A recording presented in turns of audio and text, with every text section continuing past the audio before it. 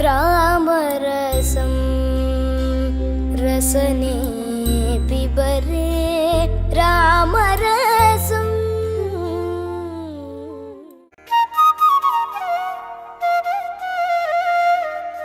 കേരളത്തിൽ എറണാകുളം ജില്ലയിൽ വടക്കൻ പറവൂർ പട്ടണത്തിൽ സ്ഥിതി ചെയ്യുന്ന പുരാതനമായ ഒരു ക്ഷേത്രമാണ് ശ്രീ ദക്ഷിണ മൂകാംബിക ക്ഷേത്രം.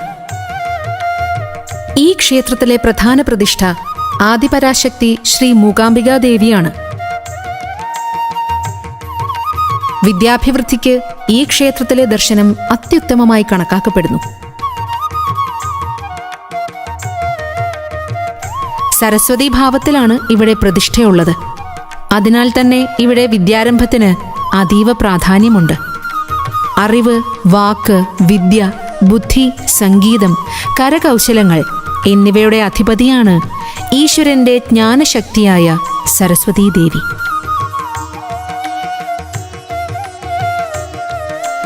എല്ലാ ദിവസങ്ങളിലും വിദ്യാരംഭം നടത്തുന്ന തിരുവിതാംകൂർ ദേവസ്വം ബോർഡിന്റെ കീഴിലുള്ള ഏക ക്ഷേത്രമാണിത്.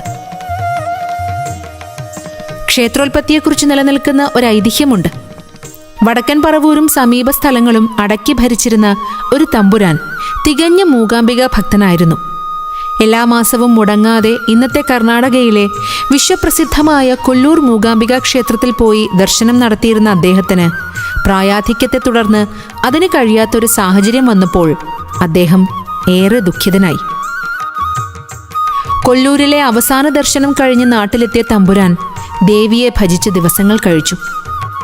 ഒരു ദിവസം രാത്രിയിൽ അദ്ദേഹത്തിന് ദേവിയുടെ സ്വപ്ന ദർശനമുണ്ടായി. സ്വപ്നത്തിൽ ദേവി അദ്ദേഹത്തോട് ഇങ്ങനെ പറയുന്നതായി തോന്നി: അല്ലയോ ഭക്ത, ഇനി നീ എന്നെ തേടി കൊല്ലൂരിൽ വരേണ്ടതില്ല. നിന്റെ നാട്ടിൽ നിനക്ക് നടന്നു വരാൻ കഴിയുന്ന സ്ഥലത്ത് ഞാൻ കുടികൊണ്ടുകൊള്ളാം. അവിടെ ഉചിതമായ ഒരു സ്ഥലത്ത് നീ എനിക്കായി ഒരു ക്ഷേത്രം പണിതാൽ മാത്രം മതി. ഇതോടെ സന്തുഷ്ടനായ തമ്പുരാൻ പിറ്റേന്ന് തന്നെ പറവൂർ കോട്ടയ്ക്ക് പുറത്ത് ഉചിതമായ ഒരു സ്ഥലം കണ്ടെത്തി ക്ഷേത്രനിർമ്മാണം തുടങ്ങി. മാസങ്ങൾക്കുള്ളിൽ ക്ഷേത്രനിർമ്മാണം പൂർത്തിയായി. തുടർന്ന് പ്രതിഷ്ഠാകർമ്മവും നിർവഹിച്ച തമ്പുരാൻ സാധാരണക്കാർക്ക് ക്ഷേത്രം തുറന്നുകൊടുത്തു എന്ന് ഐതിഹ്യപ്രകാരം വിശ്വസിച്ചു വരുന്നു. വാഗ്ദേവത കുടികൊള്ളുന്ന ഈ ക്ഷേത്രം കൊല്ലൂർ മൂകാംബിക ക്ഷേത്രത്തിന്റെ തെക്ക് ഭാഗത്തായതിനാൽ ദക്ഷിണ മൂകാംബിക ക്ഷേത്രം എന്നറിയപ്പെടാൻ തുടങ്ങി.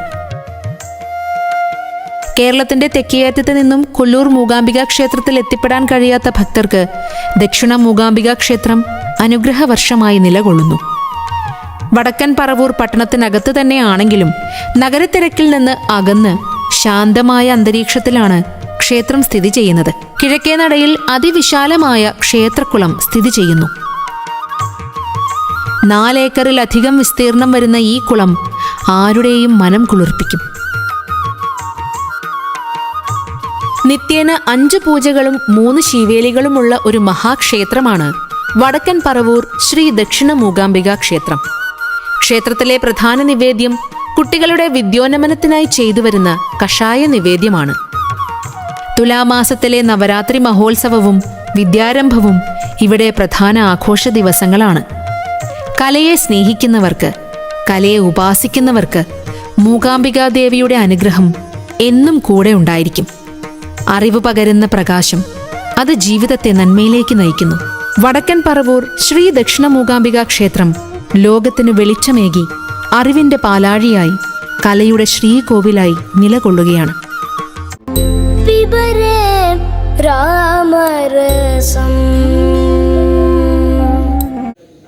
എല്ലാവർക്കും നമസ്കാരം.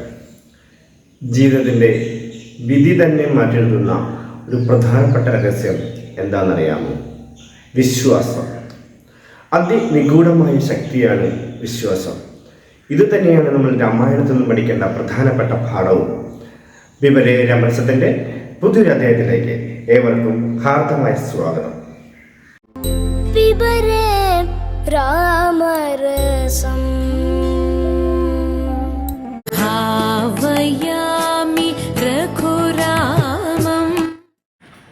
ഹരിശ്രീ ഗണപതേ നമഃ. അവിഘ്നമസ്തു. ഓം ശ്രീ ഗുരുഭ്യോ നമഃ. മാ നിഷാദ എന്നാണ് രാമായണത്തിൻ്റെ സന്ദേശം. അരുത് കാട്ടാള എന്ന് പറയുന്നത് കാട്ടാളനോട് മാത്രമല്ല, എല്ലാ തിന്മകളോടും ക്രൂരതകളോടുമാണ്. ഭാരതീയ സംസ്കാരത്തിൻ്റെ ഉറവ വറ്റാത്ത അമൃതധാരയിലൊന്നാണ് രാമായണം. നമ്മുടെ മനസ്സ് രാമമന്ദിരമാക്കണം. അപ്പോഴേ കല്ലിനെയും രത്നത്തെയും ഒരുപോലെ കാണുവാൻ സാധിക്കുകയുള്ളൂ. ഭക്തപാരിജാതമാണ് ശ്രീരാമദേവൻ. രാമഭജനം കർണാടക സംഗീതത്തിലൂടെ എന്ന വിഷയമാണ് ഇന്ന് പ്രതിപാദിക്കുന്നത്. ശ്രീരാമദേവനെ നാദസ്വരൂപനായിട്ട് ആരാധിച്ചിരുന്ന മഹാനായ വാഗ്ഗേയകാരനാണ് കർണാടക സംഗീത ത്രിമൂർത്തികളിലെ അഗ്രഗണ്യനായ ത്യാഗരാജസ്വാമികൾ. അദ്ദേഹത്തെ സ്മരിക്കാതെ നമുക്ക് കർണാടക സംഗീതത്തിലെ രാമഭജനം എന്നൊരു വിഷയം ആസ്പദമാക്കി ഒന്നും തന്നെ ചിന്തിക്കുവാൻ സാധിക്കില്ല. അദ്ദേഹം ഓരോ സന്ദർഭങ്ങളിലും തൻ്റെ ജീവിതത്തിലുണ്ടായ അനുഭവങ്ങളും മനസ്സിലുദിക്കുന്ന തത്വങ്ങളും എല്ലാം മറ്റുള്ളവരുടെ അനുഭവങ്ങളും എല്ലാം കൃതികളിലൂടെ പ്രതിപാദിച്ചിരിക്കുന്ന ഒരു മഹാനായ വാഗ്ഗേയകാരനാണ്. ഉദാഹരണത്തിന് ജനരഞ്ജനി രാഗത്തിലുള്ള സ്മരണേ സുഖമോ രാമനാമ നരുടൈ ബൂട്ടി നന്ദോകു നാമ സ്മരണേ സുഖമോ. നരനായിട്ട് ജനിച്ചാൽ രാമനാമസ്മരണയുണ്ടാകണം. ആനന്ദത്തിൻ്റെ നാമമാണ് രാമനാമം എന്നാണ് അദ്ദേഹം ഈ കൃതിയിലൂടെ നമുക്ക് തരുന്ന സന്ദേശം. വീണ്ടും രവിചന്ദ്രിക രാഗത്തിലുള്ള മാക്കേലറ വിചാരമോ മരുഗന്ന ശ്രീ രാമചന്ദ്ര മാക്കേലറ വിചാരമോ. രാമ, എനിക്ക് നിന്നെക്കുറിച്ചുള്ള വിചാരമല്ലാതെ മറ്റെന്ത് വിചാരമാണുള്ളത്? ശ്രീരാമദേവനോടുള്ള അഗാധമായ നിഷ്കളങ്ക ഭക്തിയാണ് ആ കൃതിയിലൂടെ നമുക്ക് കാണിച്ചു തരുന്നത്. ധേനുക രാഗത്തിലുള്ള തെളിയേലേറു രാമ ഭക്തി മാർഗമുനു തെളിയേലേറു രാമ ഭക്തി മാർഗമുനു തെളിയേലേറു രാമ.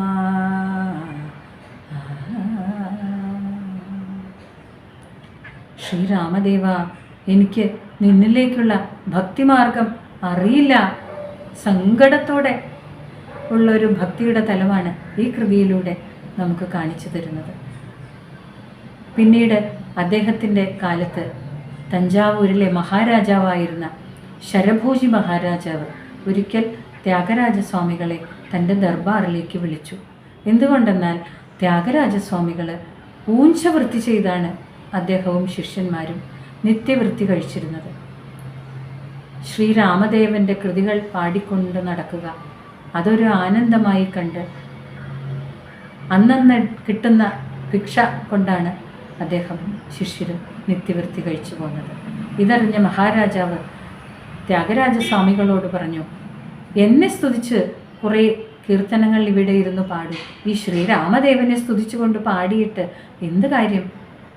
അപ്പോൾ ത്യാഗരാജസ്വാമികൾ സ്വന്തം മനസ്സിനോട് തന്നെ ചോദിക്കുന്നതാണ്, അഹങ്കാരിയും ദുരഭിമാനിയുമായിട്ട് ഉള്ള നശ്വരനായിട്ടുള്ള മനുഷ്യനെ സ്തുതിക്കുന്നതോ രാമദേവനെ സ്തുതിക്കുന്നതോ നിനക്ക് സന്തോഷം എന്ന് പ്രതിപാദിക്കുന്ന മനോഹരമായ ഘനരാഗമായ കല്യാണി രാഗത്തിലുള്ള കൃതിയാണ് നിധിച്ചാല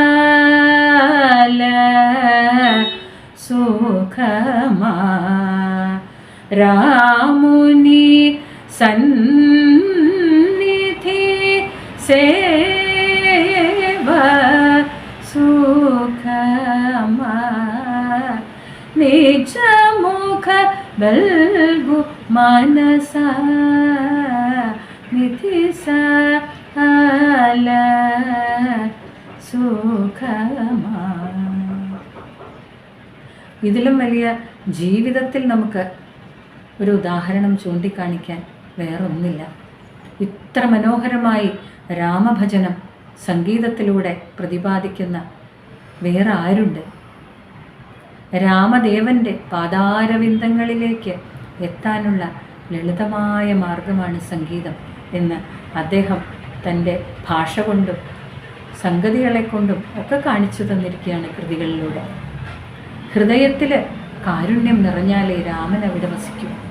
അഭയസ്വരൂപിയായ രാമദേവൻ്റെ നാമം അറിയാതെ ജപിച്ചാൽ പോലും മുക്തി ലഭിക്കുമെന്നാണ് പറയുന്നത്. സംസാരമാകുന്ന വനത്തിന് തീയാകുന്ന നാമമാണ് രാമനാമം. നിത്യാനുഭവങ്ങളിൽ നിന്ന് ബ്രഹ്മാനുഭവത്തിലേക്ക് നമ്മൾ എത്തിച്ചേരണം. എല്ലാവർക്കും അതിന് സാധിക്കട്ടെ എന്ന് പ്രാർത്ഥിച്ചുകൊണ്ട് ശ്രീരാമദേവൻ്റെ പാദാരവിന്ദങ്ങളിലും എൻ്റെ സംഗീത ഗുരുക്കന്മാരുടെ പാദങ്ങളിലും എൻ്റെ വാക്കുകൾ സമർപ്പിക്കുന്നു. നന്ദി, നമസ്കാരം. പിബരേ രാമരസം.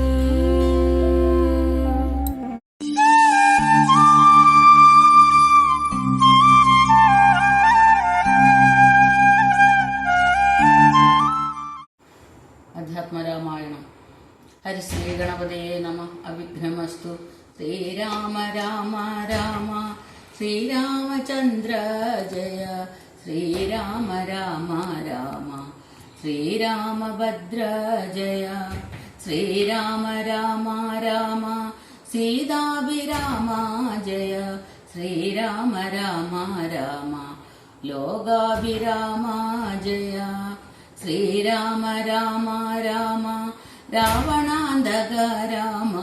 ശ്രീരാമ മമ ഹൃദി രമതാം രാമ രാമ. ശ്രീരാഘവാത്മാ രാമ ശ്രീരാമ രമാപദേ. ശ്രീരാമ രമണീയ വിഗ്രഹ നമോസ്തുതേ. നാരായണായ നമോ നാരായണായ നമോ നാരായണായ നമോ നാരായണായ നമോ. ശ്രീരാമനാമം പാടി വന്ന പൈങ്കിളി പെണ്ണെ ശ്രീരാമചരിതം നീ ചൊല്ലിടുമടിയാതെ. ശാരിക പൈതൽ താനും വന്ദിച്ചു വന്ദ്യന്മാരെ ശ്രീരാമസ്തുതിയോടെ പറഞ്ഞു തുടങ്ങിനാൽ. സ്വയം പ്രഭാസ്തുതി. യോഗിനിയും ഗുഹാവാസമുപേക്ഷിച്ചു യോഗേശ സന്നിധി പൂക്കാളതിദ്രുതം. ലക്ഷ്മണ സുഗ്രീവ സേവിതനാകിയ ലക്ഷ്മീശനെ കണ്ടു കൃത്വാ പ്രദക്ഷിണം. ഭക്ത്യാ സകൽഗതം രോമാഞ്ച സംയുത നത്വാ മുഹുർമുഖ സ്തുത്വാ ബഹുവിധം. ദാസി തവാഹം രഘൂപതേ രാജേന്ദ്ര വാസുദേവ പ്രഭോ രാമദേവ രാമാദയാനിധേ. കാൺമതിനായി കൊണ്ടുവന്നേനി വീടെ ഞാൻ സാമ്യമില്ലാതെ ജഗൽപദേ ശ്രീപദേ. ഞാനനേകായിരം സംവത്സരം തവ ധ്യാനേന നിത്യം തപസ്തു ചെയ്തിടിന. രുദ്രൂപ സന്ദർശനാർത്ഥം തപോബല മധ്യേവ നൂനം ഫലിതം രഘൂപദേ. ആദ്യനായോരു ഭവന്തം നമസ്യാമി വേദ്യനല്ലാലുമേ ഭവാൻ നിർണയം. അന്തർബഹിസ്ഥിതം സർവഭൂതേക്ഷവി സന്തമലക്ഷ്യമാദന്യഹീനം. പരം മായായവനികച്ഛന്നനായി വാഴുന്ന മായാമയനായ മാനുഷ വിഗ്രഹം. അജ്ഞാനികളാൽ അറിഞ്ഞുകൂടാതൊരു വിജ്ഞാനമൂർത്തിയല്ലോ ഭവാൻ കേവലം. ഭാഗവതന്മാർക്കു ഭക്തിയോഗാർത്ഥമായി ലോകേശ മുഖ്യ അമരൗഖമർത്തിക്കയാൽ ഭൂമിയിൽ വന്നവതീർണനാം നാഥന്. താമസീയായ ഞാൻ എന്തറിയുന്നതും സച്ചിന്മയം തവ തത്വം. ജഗത്രയെ കശ്ചിൽ പുരുഷനറിയും സുഹൃദിനാം. രൂപം തവേദം സദാ ബാധുമാനസേ താപസാന്തസ്ഥിതം താപത്രയാഭകം. നാരായണ തവ ശ്രീപാദദർശനം ശ്രീരാമമോക്ഷൈക ദർശനം കേവലം. ജന്മമരണവിധ നാമദർശനം സന്മാർഗദർശനം വേദാന്ത ദർശനം. പുത്രകളത്രമിത്താർത്ഥ വിഭൂതി കൊണ്ടെത്രയും ദർപ്പിതരായുള്ള മാനുഷർ.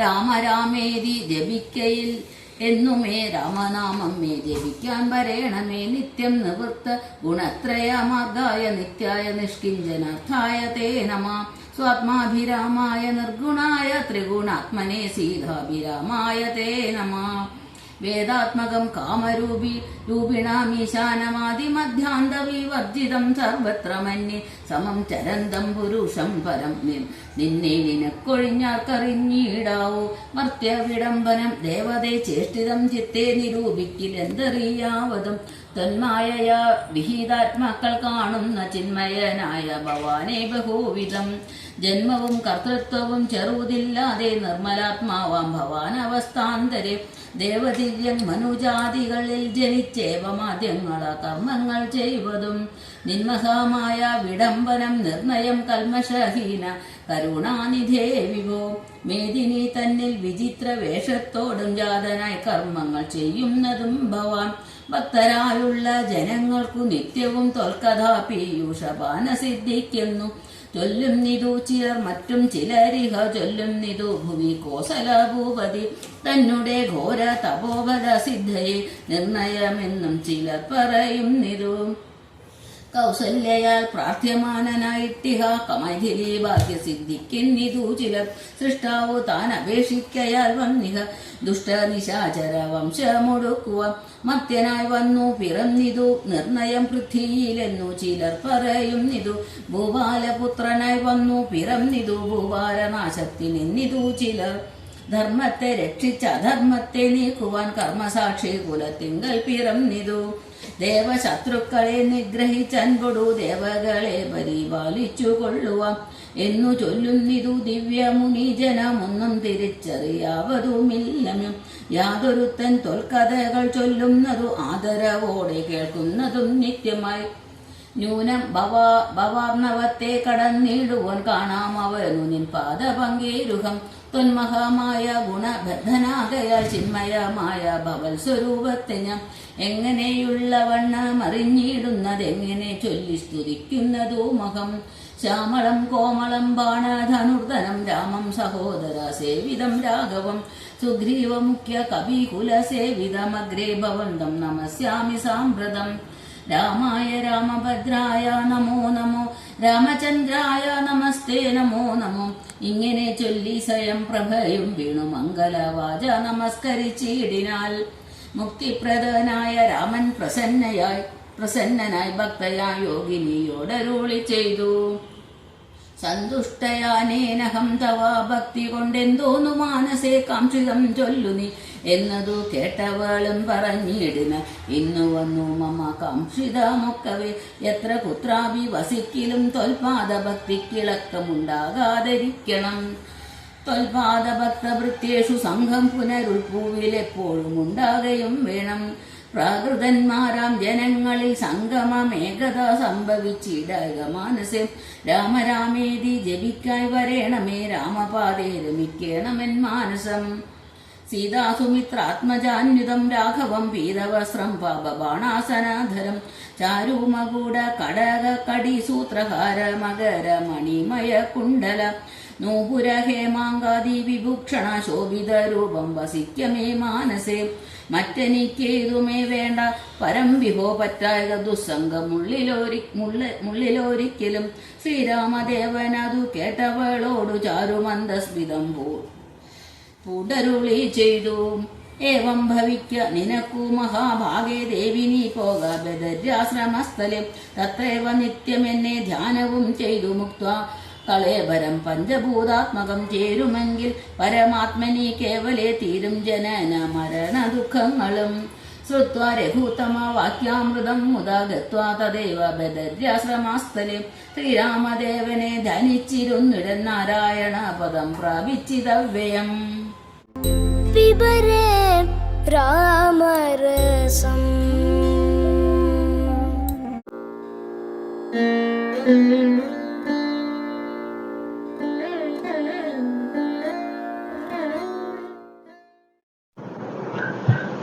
പിബരേ രാമരസം. എന്ത് രസാല ഈ മഴക്കാലത്ത് രാവിലെ ഇങ്ങനെ പൊതച്ചു മൂടി ഇങ്ങനെ കിടക്കുക. അമ്മ ഇങ്ങനെ പുതച്ചിങ്ങനെ മൂടി കിടക്കുന്ന സമയത്താവും അമ്മ വന്നിട്ട് ഡാ നീക്കിട അവിടെ നിന്ന്. 7 നേരം ഉറക്ക കുംഭാരൻ്റെ പോലെ. അത് കഴിഞ്ഞാലോ ഭക്ഷണം, ഉറക്കം ഭക്ഷണം, ഉറക്കം ഭക്ഷണം. ഭക്ഷണം കണ്ടാൽ പറയും ഇതിനും ഭേദം ഉറക്കായിരുന്നു. ഇന്നത്തെ കഥാരാഘവീയത്തിൽ ആരെ പറ്റിയാണ് പറയണം നിങ്ങൾക്കിപ്പോൾ മനസ്സിലായിട്ടുണ്ടാവല്ലോ. കുംഭാർണനെ പറ്റിയാണ് ഞാൻ ഇന്ന് കുറച്ച് കാര്യങ്ങൾ നിങ്ങൾക്കായി പങ്കുവയ്ക്കുന്നത്. കുംഭാർണനെ പറ്റി പറയുകയാണെങ്കിൽ നമ്മുടെ രാമായണത്തിലെ രാക്ഷസ രാജാവായിരുന്നു നമ്മുടെ രാവണൻ. രാവണൻ്റെ സഹോദരനാണ് കുംഭാർണൻ. കുംഭാർണൻ്റെ സ്വഭാവത്തിനൊരു പ്രത്യേകതയുണ്ട്. കുംഭാർണൻ 6 മാസം ഉറക്കവും 6 മാസം ഭക്ഷണവും. അതെന്താന്ന് ചോദിച്ചാൽ അതിൻ്റെ പിന്നിലൊരു കഥയുണ്ട്. ഒരിക്കൽ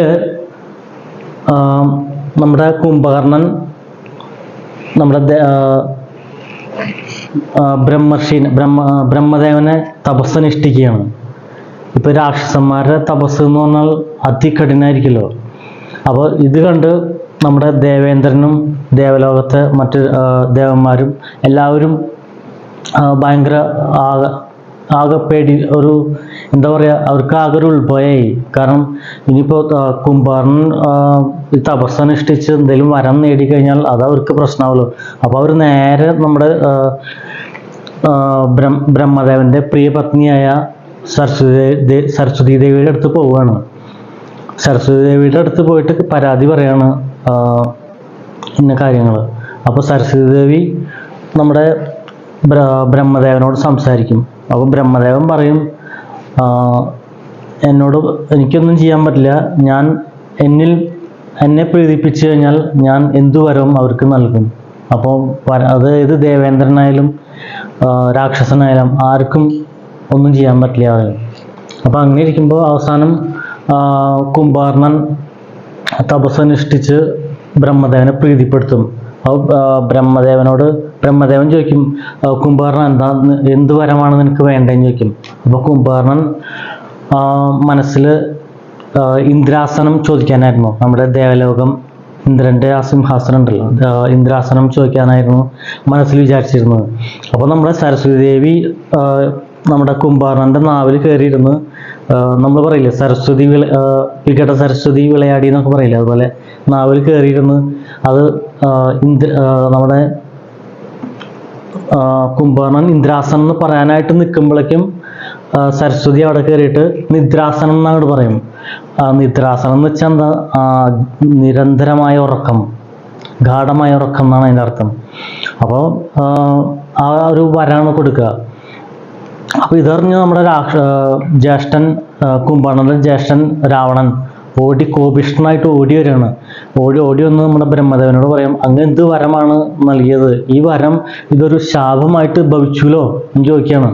അപ്പോൾ നമ്മുടെ ബ്രഹ്മദേവൻ പറയും ഇനിയൊന്നും ചെയ്യാൻ പറ്റില്ല, ഞാനൊരു വരം നൽകി കഴിഞ്ഞാൽ അത് തിരിച്ചെടുക്കാൻ പറ്റില്ല, അപ്പോൾ തിരിച്ചെടുക്കാൻ പകരം നമുക്ക് എന്തെങ്കിലും ഇളവുകൾ ചെയ്യാം എന്ന് പറയും.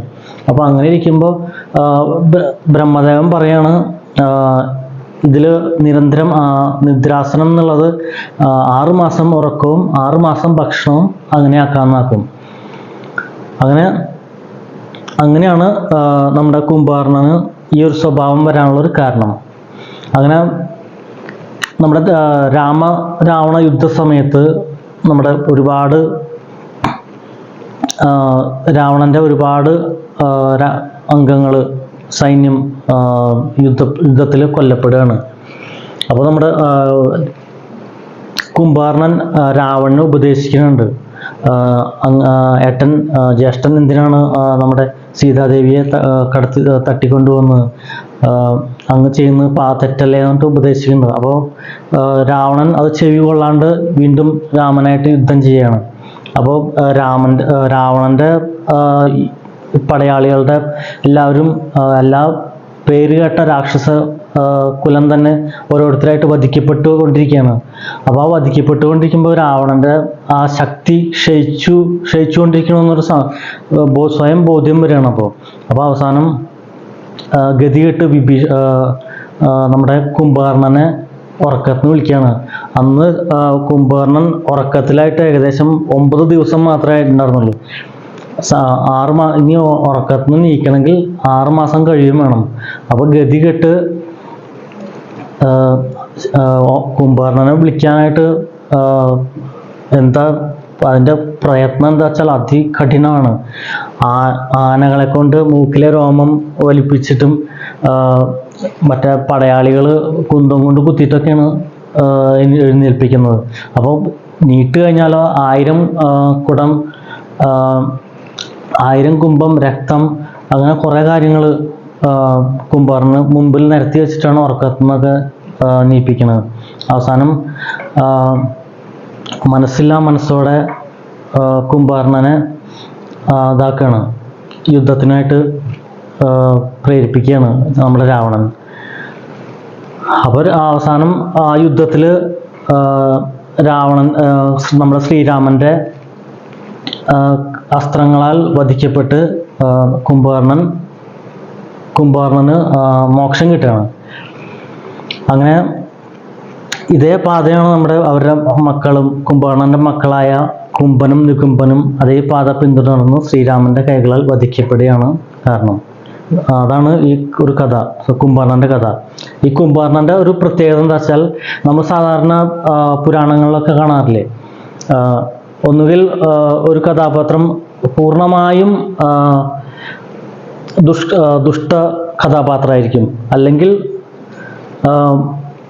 ഒരു പൂർണ്ണമായും ഒരു നല്ലൊരു കഥാപാത്രമായിരിക്കും, സത്പ്രവൃത്തികളൊക്കെ ചെയ്യുന്നു. പക്ഷേ ഈ ഒരു കുംഭകർണൻ്റെ കഥാപാത്രം എന്ന് പറഞ്ഞാൽ പകുതി ഒരു ഭാഗത്ത് നന്മയുടെയും ഒരു ഭാഗത്ത് തിന്മയുടെയും 2 വശങ്ങൾ കാണിക്കുന്നുണ്ട്. അങ്ങനെ ഒരു പ്രത്യേകത കൂടിയും നമ്മുടെ കുംഭകർണനുണ്ട്. അപ്പോൾ ഈ ചെറിയ സമയം കൊണ്ട് എനിക്കറിയാവുന്ന കാര്യങ്ങൾ ഞാൻ പങ്കുവച്ചു. എല്ലാവർക്കും നന്ദി, നമസ്കാരം. പിബരേ രാമരസം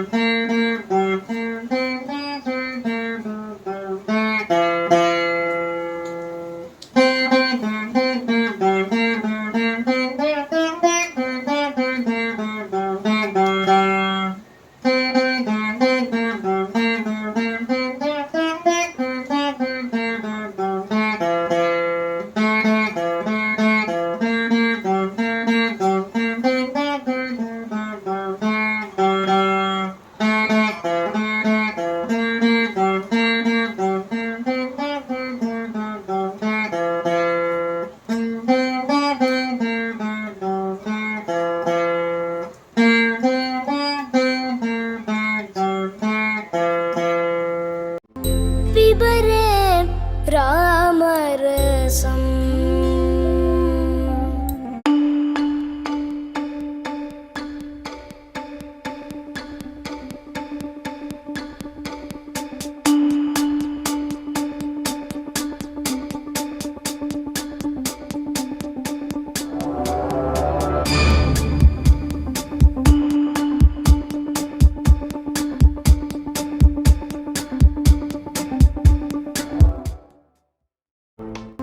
പിബരേ രാമരസം പിബരേ രാമരസം രസനേ പിബരേ രാമ